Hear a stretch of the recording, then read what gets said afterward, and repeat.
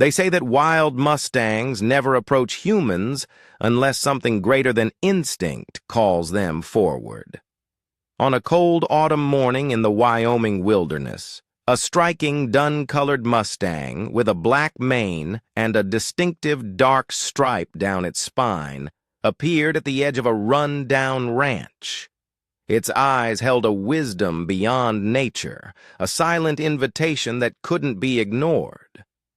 Mason Riley, a battle-worn Army Ranger who had just buried his grandfather, felt something stir inside him when their eyes met across the weathered fence line. He couldn't explain why he followed the horse deep into the forest that day, abandoning all reason and caution. But as the Mustang led him down forgotten trails to a remote cabin hidden among towering pines, Mason discovered something that would change his life forever. Before we jump back in, tell us where you're tuning in from. And if this story touches you, make sure you're subscribed, because tomorrow I've saved something extra special for you. The gravel crunched beneath Mason Riley's boots as he stepped out onto the front porch of his grandfather's ranch house. A chill wind swept across the open pastures, carrying the scent of pine and approaching snow. Winter came early to this part of Wyoming. The mountains were already dusted with white. Mason pulled his worn leather jacket tighter around his broad shoulders, his breath forming small clouds in the morning air. 3 weeks had passed since he'd buried Samuel Riley, and each day the weight of his grandfather's absence seemed to press down harder on the weathered floorboards of the old house. The ranch had seen better days. The white paint on the fence posts had long since peeled away, leaving behind splintered wood that groaned against rusty nails. The barn's roof sagged in the middle, and tall grass had overtaken what used to be neat pathways between buildings. It was a far cry from the prosperous Whispering Pines ranch that Mason remembered from childhood summers. He took a sip from his steaming coffee mug, the bitter warmth a poor substitute for the comfort he sought. The funeral had been small, just a handful of old-timers from Harmony Valley who remembered the man Samuel had been before age and grief had worn him down. Mason had stood alone at the graveside long after the others had departed, the folded flag from his grandfather's military service clutched in white-knuckled hands. "I should have come back sooner," he muttered to the empty yard. Words meant for ears that could no longer hear them. The wind picked up, whistling through the gaps in the barn walls like a mournful reply. Mason had spent 12 years with the Army Rangers, moving from one deployment to another, each one taking him further from this place. His grandfather's letters had followed him across deserts and mountains, each envelope containing news of the changing seasons in Harmony Valley and carefully avoiding mention of Mason's absent replies. When the news of Samuel's death had reached him on his final tour, Mason had felt something inside him crack. 2 weeks later, he had signed his discharge papers and pointed his truck west, driving straight through to Wyoming without a plan beyond facing the ghosts he'd been running from. Movement at the edge of the property caught his eye. Mason set down his coffee mug and narrowed his gaze, his hand instinctively reaching for a sidearm that was no longer there. The ranch bordered national forest land to the west, and he'd spotted deer and elk in the early mornings. But this was different. A horse stood at the broken section of fence line, its dun-colored coat catching the morning light. Not one of the neighbors' horses that occasionally wandered too far. This was a Mustang, wild and free. Mason could tell by the untrimmed mane and the weary stance. The horse's dark eyes tracked his movements as he slowly stepped off the porch. "Where'd you come from?" Mason asked, keeping his voice low and even. The Mustang's ears flicked forward at the sound, but it didn't bolt. Instead, it pawed the ground once, then twice, the dark stripe running down its spine, rippling as muscles tensed beneath its coat. Mason had grown up around horses. His grandfather had been a skilled trainer in his younger days, working primarily with quarter horses used for ranch work, but wild Mustangs rarely ventured this close to human dwellings, especially alone. "You hungry, boy?" Mason took another careful step forward. The horse was thin but not starving. Its coat was healthy despite the coming winter. The Mustang tossed its head, its black mane catching the breeze. For a moment, Mason could have sworn the animal was beckoning him closer. A truck engine rumbled in the distance, growing louder as it approached the property. The sound broke the spell. The Mustang turned and trotted away toward the tree line, disappearing into the shadows of the pines before Mason could take another step. The blue pickup that pulled into the driveway belonged to Sheriff Jim Blackwood, a stocky man with salt and pepper hair and a weathered face that had seen its share of Wyoming winters. He'd been at the funeral, one of the few who had spoken about Samuel with the familiarity of true friendship. "Morning, Mason," the sheriff called as he climbed out of his truck. "Thought I'd stop by and see how you're settling in." Mason nodded in greeting, his eyes still searching the tree line for any sign of the Mustang. "Sheriff, coffee's hot if you want some."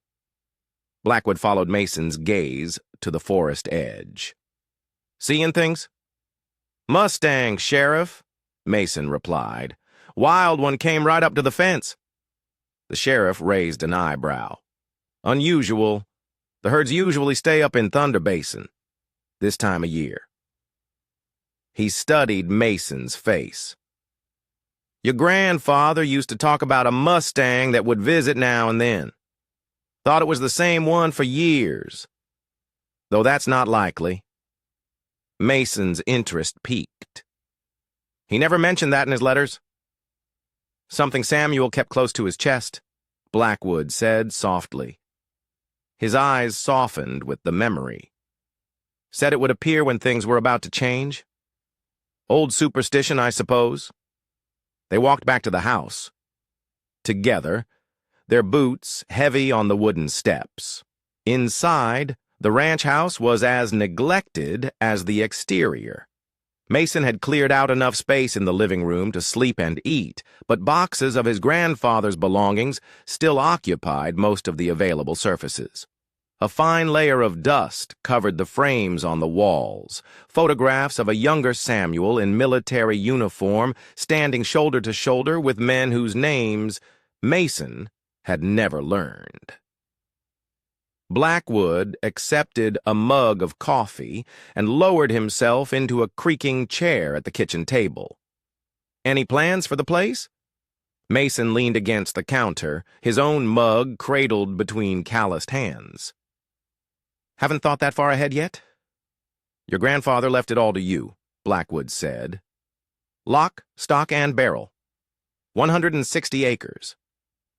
Mason knew the responsibility sat like a stone in his gut. "I'm not sure I'm cut out for ranching." "Nobody's asking you to be a rancher, son," the sheriff said. His eyes were kind but searching. "But you might find some peace here that you won't find elsewhere." Mason looked away. He'd seen enough combat psychologists to recognize the approach.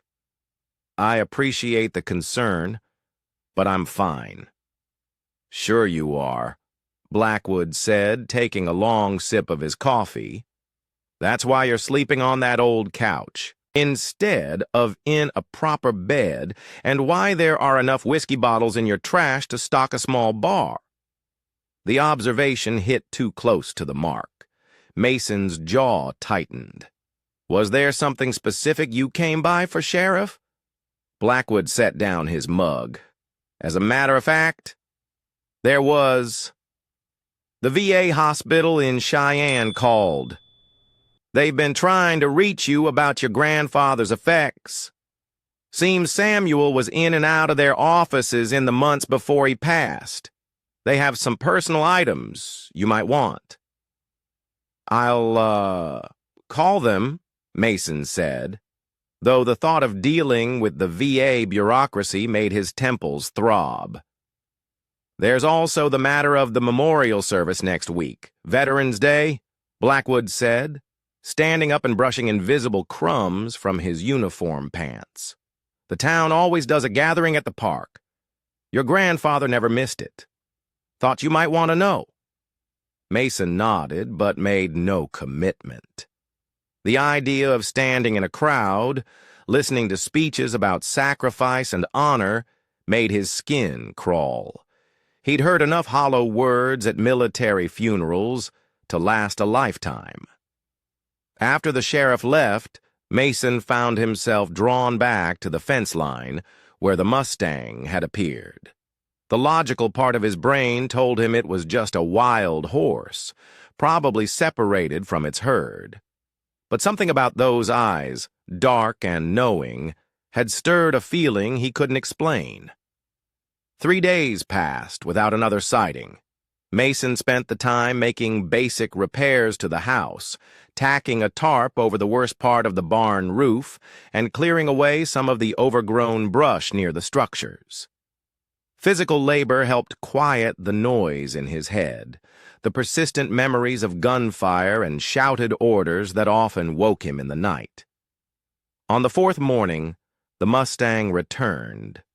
This time, Mason spotted it from the barn where he was sorting through old tactical gear. The horse stood in the same spot by the broken fence, as still as a statue against the backdrop of evergreens. Mason set down the bridle he'd been examining and walked slowly towards the fence line. The Mustang watched his approach without fear, its dark eyes fixed on him with unnerving intensity. "Back again," Mason said, stopping several yards away, giving the wild animal space. "Not much here for you, I'm afraid." The horse snorted softly and took a step back, then another, never breaking its gaze. It moved to the edge of the trees, then paused, looking back at Mason. A strange impulse seized him. "You want me to follow you? Is that it?" The Mustang tossed its head and turned fully into the trees, walking a few paces before stopping again to look back. Mason hesitated. He had work to do, repairs that couldn't wait with winter approaching. Following a wild horse into the national forest was foolish at best, dangerous at worst. And yet, "This is crazy," he muttered, but he was already ducking through the broken fence. The Mustang led him along a faint game trail that wound between towering lodgepole pines. Mason kept a respectful distance, mindful that wild horses were unpredictable. The forest floor was carpeted with pine needles that muffled his footsteps. The only sounds were the occasional call of a jay and the soft breathing of the horse ahead. They traveled steadily uphill, the gradient gentle but persistent. Mason's ranger training kept him oriented. They were heading northwest, deeper into Medicine Bow National Forest. After nearly an hour of walking, the trees began to thin, and Mason could see they were approaching a small clearing nestled in a fold of the mountains. In the center of the clearing stood a cabin, or what remained of one.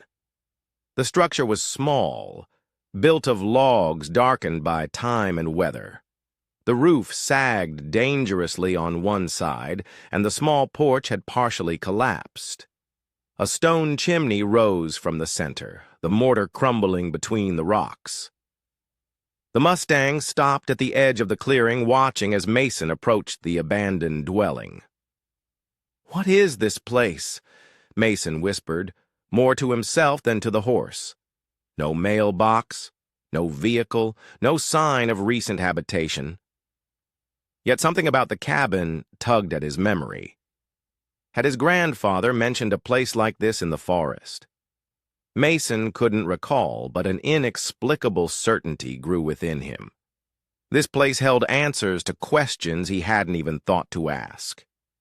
The cabin door hung askew on rusted hinges. Mason approached cautiously, years of military training making him alert for any signs of danger. He pushed the door open with a gentle pressure from his fingertips. The hinges groaned in protest, and the sound echoed in the stillness of the clearing. Behind him, the Mustang nickered softly, as if in encouragement. "Hello," Mason called into the shadowed interior. "Anyone here?" The silence that greeted him seemed absolute until it was broken by a weak, raspy voice from the darkness within. "Samuel, is that you, old friend? You finally came back for me." Mason froze, his heart pounding against his ribs. The cabin wasn't abandoned after all. Behind him, the Mustang pawed at the ground, its mission apparently complete. It had led him here for a reason. Taking a deep breath, Mason stepped across the threshold and into the shadows, unprepared for what or who he would find waiting inside. Telling and preparing this story took us a lot of time, so if you are enjoying it, subscribe to our channel. It means a lot to us. Now, back to the story. Mason's eyes adjusted slowly to the dim interior of the cabin. Dust particles danced in the thin beams of light that filtered through cracks in the walls. The air was stale and carried the unmistakable scent of illness. "Samuel," the weak voice called again from the far corner. Mason moved carefully across the warped floorboards, stepping around a fallen chair and what looked like the remains of a small table. "No, sir. My name is Mason Riley. Samuel was my grandfather." "Oh." A wheezing cough answered him, followed by labored breathing. As Mason approached, the outline of a narrow cot came into view, and on it, a thin figure beneath several worn blankets.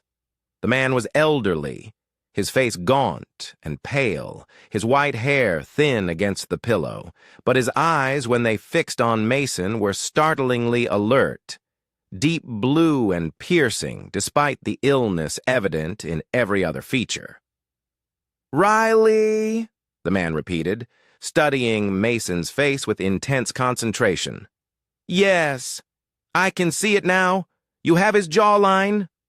Another cough racked his frail body. "Thomas Winters, your grandfather saved my life in '68. He extended a trembling hand. Mason took it gently, shocked by the paper-thin skin and the weakness of the grip. "You served with my grandfather in Vietnam," Mason said. "Served together, bled together," Thomas said, his voice strengthening slightly with the memory. "I was the medic for his unit, patched him up after a mortar strike that should have killed him." His eyes clouded. Is Samuel really gone?" The pain in the old man's voice mirrored the ache in Mason's chest. "Yes, sir. 3 weeks ago. Heart failure." Thomas closed his eyes, his head sinking deeper into the thin pillow. "I always thought he'd outlive me." Mason glanced around the cabin. A small wood stove sat cold in the corner. Empty cans were stacked neatly beside a wash basin. Medications lined a crude shelf, prescription bottles with faded labels. A kerosene lamp stood unlit on a wooden crate that served as a bedside table. "Mr. Winters, how long have you been out here? Do you have any family nearby?" Thomas shook his head slightly. "No family left. Martha, my wife, passed 5 years ago. Been living here on and off since then." His breathing grew more labored. "Your grandfather used to check on me, bring supplies. When he stopped coming, I figured something had happened." Guilt washed over Mason. His grandfather had been making the difficult journey to this remote cabin, even as his own health failed. "How long since you've had visitors? Since you've eaten?" "Don't rightly know," Thomas whispered. Days blur together. Thomas tried to push himself up and failed, the effort leaving him winded. "That horse brought you, didn't it, the dun Mustang?" Mason's spine tingled. "You know about the horse?" A ghost of a smile crossed Thomas's cracked lips. "That horse has been appearing around these mountains for years. Your grandfather called it our guardian angel."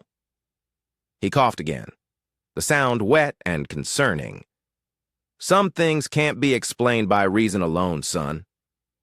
Looking at the deteriorating condition of both the man and the cabin, Mason made a swift decision. "Sir, I need to get you to a hospital." "No hospitals." Thomas's response was immediate, his voice suddenly stronger. "I've seen enough of them to last several lifetimes. You need medical attention, food, proper shelter." "What I need," Thomas said with surprising firmness, "is to see what Samuel left for me." Mason's confusion must have shown on his face, because Thomas gestured weakly toward a leather satchel hanging on a peg by the door. "In there. Your grandfather always said if anything happened to him, you'd bring what I needed." Mason retrieved the satchel. The leather was cracked with age and stiff in his hands. He placed it gently on the edge of the cot, within Thomas's reach. With trembling fingers, Thomas undid the clasp and withdrew a sealed envelope. He stared at it for a long moment before handing it to Mason. "You open it. Eyes aren't what they used to be." Mason broke the seal and unfolded a single sheet of paper covered in his grandfather's distinctive handwriting. He cleared his throat and began to read. "Thomas, old friend, if you're reading this, I've gone ahead of you on that final patrol. I've instructed Mason to bring you home to Whispering Pines, where you belong. The cabin was only meant to be temporary, a place for you to heal after Martha passed. It's time to come down from the mountain. I've made arrangements. Trust my grandson as you've trusted me.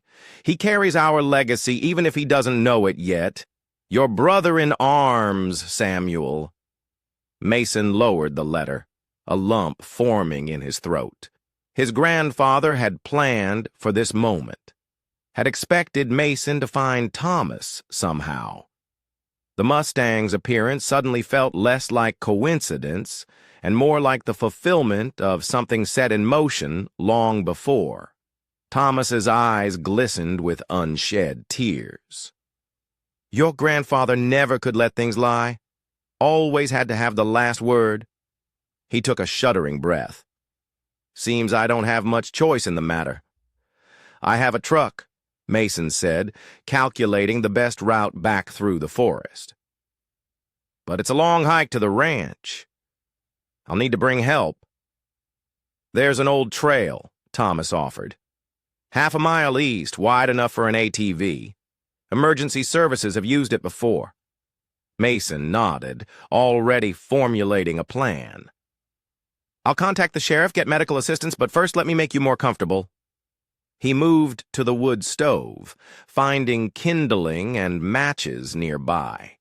Within minutes, he had a small fire crackling, warming the damp air. He located a canteen of water and helped Thomas take a few careful sips. The old man's hands shook violently, spilling drops onto the blanket. "How long were you and my grandfather friends?" Mason asked, partly to keep Thomas engaged, partly out of genuine curiosity. Thomas leaned back, his breathing slightly easier as the cabin warmed. "Met in basic training in '67. Both of us farm boys who'd never been more than 50 miles from home." A wistful smile crossed his face.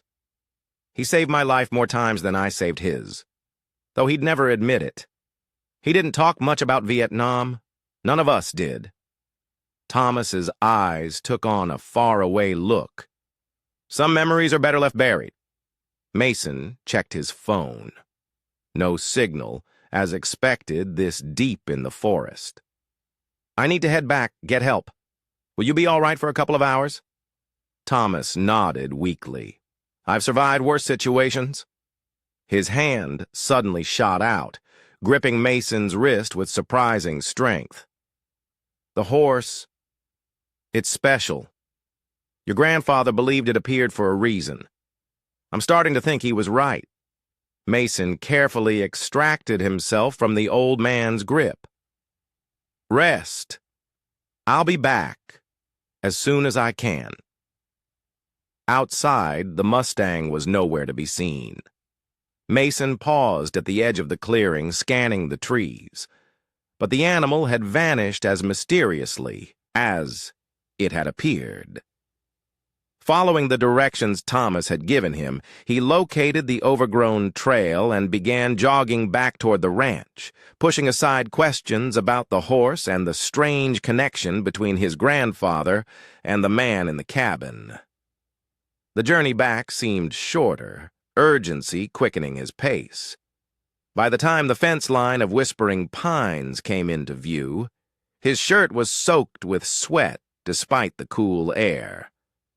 He ducked through the broken section of fence and sprinted the final distance to the house.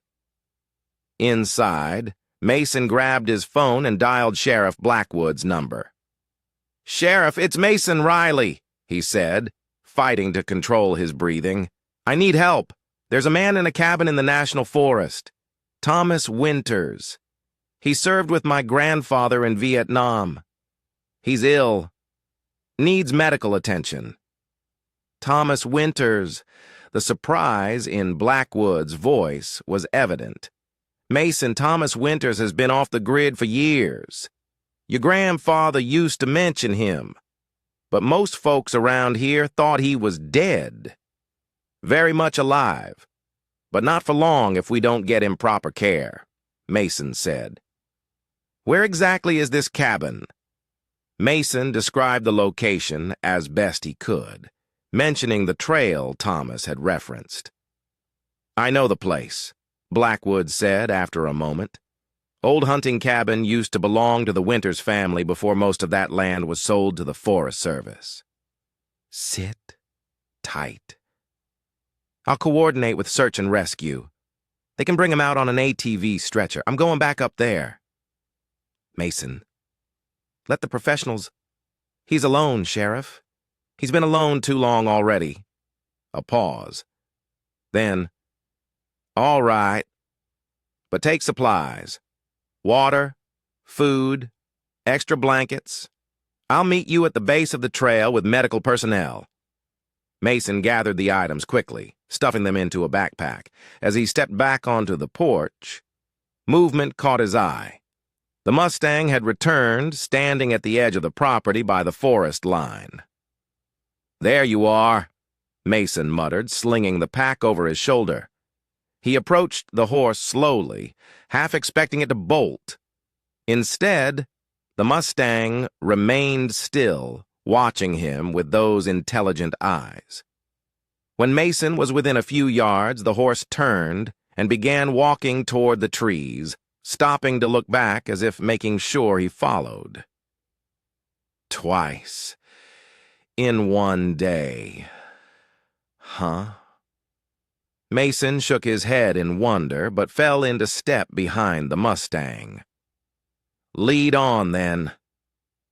The return journey through the forest passed. Intense silence. Mason checked his watch repeatedly, calculating how long it would take for help to arrive.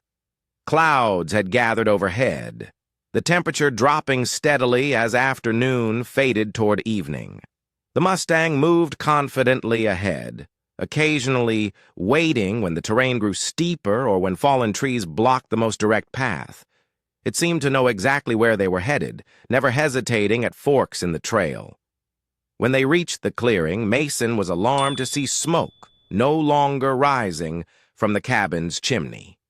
He rushed forward, the Mustang stopping at the edge of the trees as before. "Thomas!" Mason called as he pushed open the door. The interior was noticeably colder. The fire had died out. Thomas lay motionless on the cot, his eyes closed, his breathing shallow and ragged. Mason dropped his pack and hurried to the old man's side. "Thomas, can you hear me?"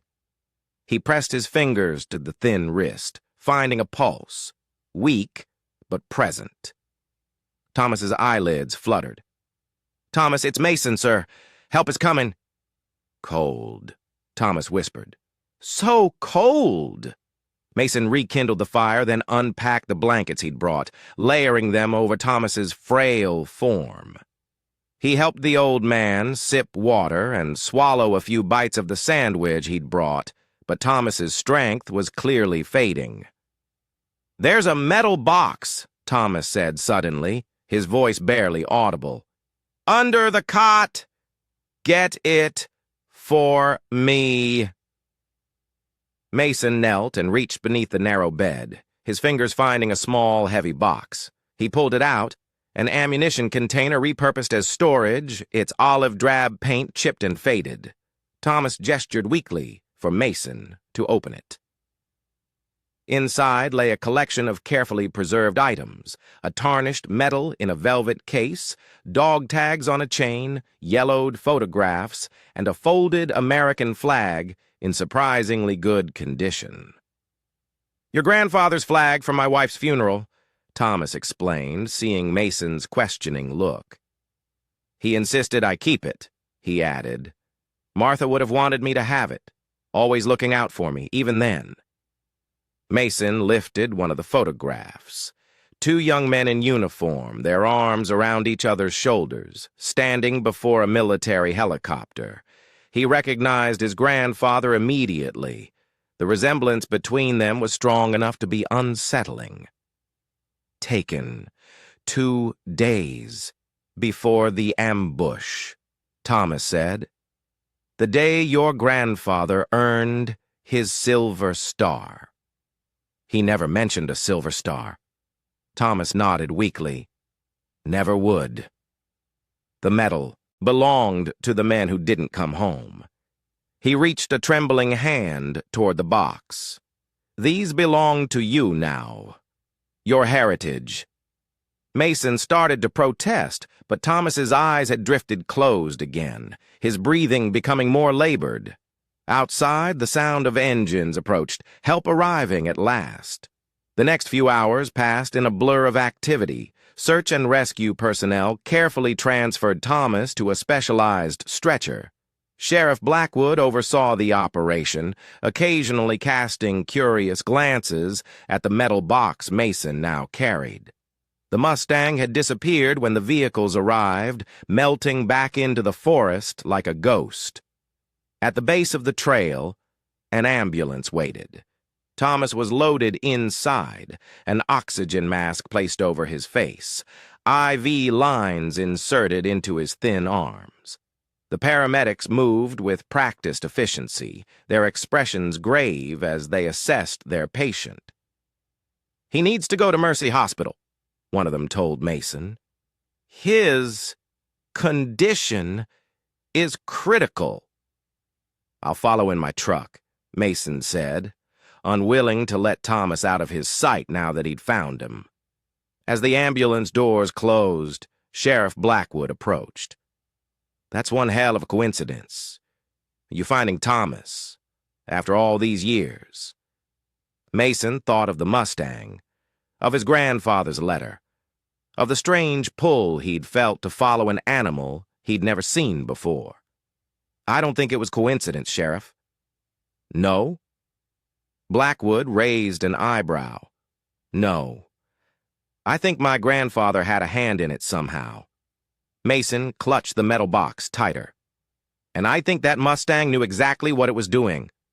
The sheriff's weathered face softened. "Your grandfather always said there were things in this world that defied logical explanation. He clapped Mason on the shoulder. "Go on to the hospital. I'll secure the cabin, make sure nothing valuable is left behind." As Mason turned to leave, Blackwood called after him. "That horse. It's been spotted around these parts for years. Always seems to appear when someone needs finding." "You believe that?" Blackwood shrugged. "I believe your grandfather did. And Samuel Riley wasn't a man given to flights of fancy." Mason nodded, too exhausted to argue. He climbed into his truck and followed the ambulance's flashing lights down the mountain road. The metal box secure on the seat beside him. His mind whirled with questions about his grandfather, about Thomas, about the strange connection that had brought him to that cabin at precisely the right moment. And somewhere in the gathering darkness of the forest, a dun-colored Mustang watched them go, its mission fulfilled for now. The fluorescent lights of Mercy Hospital's waiting room cast harsh shadows across Mason's face as he stared at the contents of Thomas Winter's metal box spread before him. 4 hours had passed since they'd arrived. Thomas had been whisked away immediately, doctors shouting medical terminology that Mason recognized from his combat experience. None of it good. The photographs from the box told a story that his grandfather had never shared. Samuel Riley, young and serious in his dress uniform. Samuel and Thomas crouched beside wounded soldiers, their fatigues dark with mud and blood. A group shot of their entire unit standing before a field hospital, their faces bearing the 1,000-yard stare that Mason knew too well. He picked up the dog tags, not his grandfather's, he realized, but those of another soldier. The name read Peterson. Daniel J. Mason frowned. The name tickled at his memory. He looked up to find Sheriff Blackwood approaching, 2 steaming coffee cups in hand. He offered one to Mason, who accepted it gratefully. "Daniel Peterson," Mason said, holding up the tags. "Why would Thomas have his dog tags?" Blackwood lowered himself into an adjacent chair with a grunt. "Because Daniel Peterson owns the general store in Harmony Valley, lives about 3 miles from your grandfather's ranch." Mason's eyebrows shot up. "He's alive? In town?" "Very much so. One of Samuel's closest friends." Blackwood took a careful sip of his coffee. "Thomas saved Daniel's life in Vietnam. Compound fracture of the femur. Arterial bleeding. Should have died on the field. And my grandfather carried Daniel 2 miles to the extraction point while Thomas kept him from bleeding out," Mason said. Blackwood nodded at the metal box. "There's history there, son. Deep bonds forged in the worst circumstances imaginable." Mason absorbed this information slowly. His grandfather had been part of a brotherhood he knew nothing about, had performed acts of heroism never mentioned in his letters or holiday phone calls. A doctor approached, a woman in her mid-40s with dark hair pulled back in a practical ponytail. Her ID badge read, Dr. S. Mitchell. "Family of Thomas Winters?" she asked, her expression professionally neutral. Mason stood quickly. "I'm Mason Riley. My grandfather was his closest friend." Dr. Mitchell nodded, consulting her clipboard. "Mr. Winters is stabilized. For now. Severe pneumonia, dehydration, malnutrition. His age and isolation didn't do him any favors." She looked up, her gaze direct. "Does he have any family we should contact?" "None that I know of," Mason replied. "His wife passed away several years ago. No children." "I see." She made a note. "We'll need to discuss care options once he's stronger. For now, he's resting. We've sedated him to help with his breathing."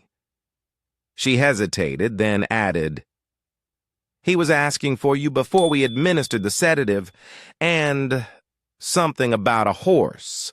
Mason exchanged a glance with Blackwood. Can I see him? Briefly? Room 212. The doctor gestured down the hallway. Don't expect much response. He needs rest more than anything. Mason gathered the items back into the metal box and made his way to Thomas's room. The sight that greeted him tightened his chest. The old man looked even smaller and more fragile beneath the hospital sheets, surrounded by beeping machines and hanging IV bags. An oxygen mask covered most of his face, his chest rising and falling in shallow breaths. Mason approached quietly, placing the metal box on the bedside table. He stood awkwardly for a moment, unsure what to do, before finally settling into the visitor's chair. I'm here, Thomas, he said softly. You're going to be all right. Thomas gave no indication that he heard, but Mason continued anyway, his voice low and steady.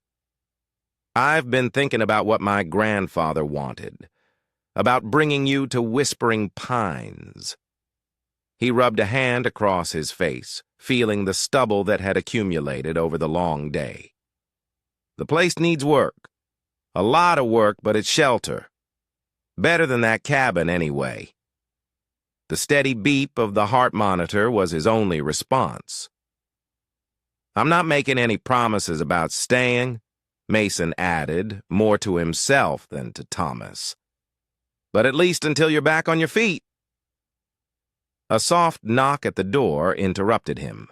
A nurse entered, checking Thomas's vitals with practiced efficiency. You should get some rest yourself, she advised Mason kindly. He'll be sleeping through the night. Why don't you come back in the morning? Mason nodded reluctantly. He stood, placing a hand briefly on Thomas's shoulder. I'll be back tomorrow, he promised, then left the room, the metal box tucked securely under his arm. Outside the hospital, night had fallen completely. Stars glittered above the parking lot, the vastness of the Wyoming sky still startling after years of deployments to dusty, light-polluted military bases. Mason sat in his truck for several minutes, the key in the ignition, but the engine silent, too mentally exhausted to start the drive back to the ranch. His phone buzzed with a text message from Sheriff Blackwood. Daniel Peterson wants to see you at the diner tomorrow, 9 a.m. Mason sent a brief acknowledgement, then finally started the truck and headed back to Whispering Pines. The headlights cut through the darkness of the country roads, illuminating the occasional, reflective eyes of deer watching from the roadside as he turned onto the long gravel driveway leading to the ranch house. Mason's high beam swept across a familiar form. The Mustang stood in the middle of the drive, its coat glowing amber in the artificial light. For a moment, horse and man regarded each other.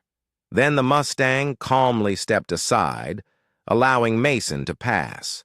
He parked near the porch and killed the engine, but remained in the truck, watching through the rearview mirror as the Mustang walked unhurriedly to the corral beside the barn. The gate was open. It had been broken for years, Samuel had mentioned in one of his letters, and the horse simply walked in, lowered its head, and began to drink from the trough that Mason had filled that morning. Unbelievable, Mason muttered. Climbing out of the truck, he approached the corral slowly, half expecting the Mustang to bolt. Instead, it lifted its head, water dripping from its muzzle, and watched his approach with those same intelligent eyes. You're full of surprises, Mason said, stopping at the fence. I suppose you're expecting thanks for today. The horse shook its mane and went back to drinking. I should give you a name if you're planning to stick around, Mason said, leaning against the weathered post.